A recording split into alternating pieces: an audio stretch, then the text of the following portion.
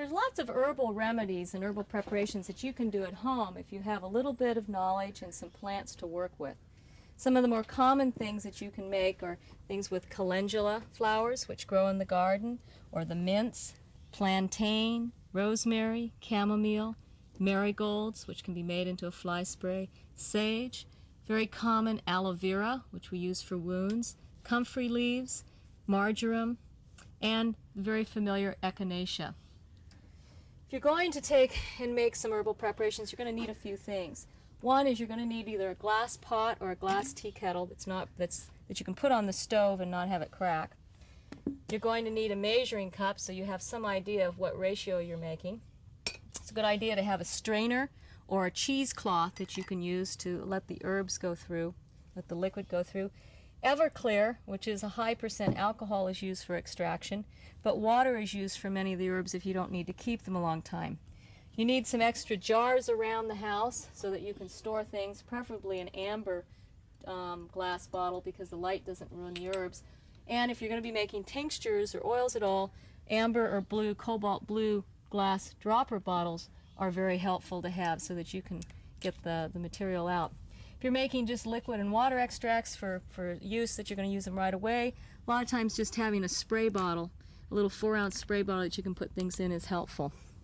Got any extra old jars around that you can use? Save them, because we can make salves and things and put in them. Okay, if we're going to, one other thing. You also need a mortar and a pestle. This is a little one, but if you're going to be grinding up things like cloves or anything that's a seed, you need something to break it down. If we're going to macerate an herb, which is cutting it, you can use a blender or a food processor. A lot of times just cutting it with scissors to break out the cells is simple enough.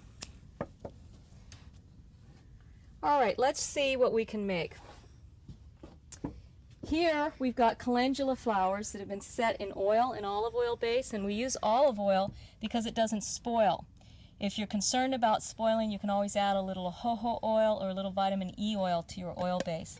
Now this we've been adding calendula flowers to all summer and letting it sit in the sun. And at the end of summer, we're going to extract the oil. We're just going to press it out through here. And we're going to have our calendula oil. This is going to be able to be used later if we want to make a healing salve using beeswax and melting it on the stove and mixing it in. Or we can just leave marked calendula oil. Calendula is an excellent skin remedy, helps heal up scars, and it helps heal up any sort of wounds.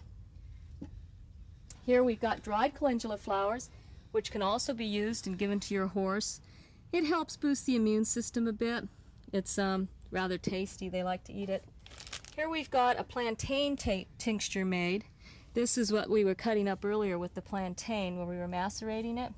This is a tincture made from alcohol that was allowed to sit in the closet in a dark area for most of the winter time. So now it's pretty good.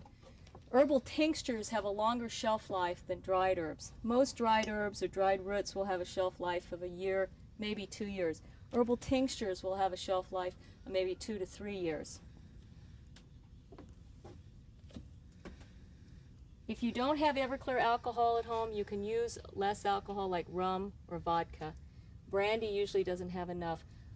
You'll need to go and read a little bit about herbs to learn how to make them, to find out what are the right proportions to use when you're making them, and whether you want to use a dried herb, a fresh herb, or an herbal tincture.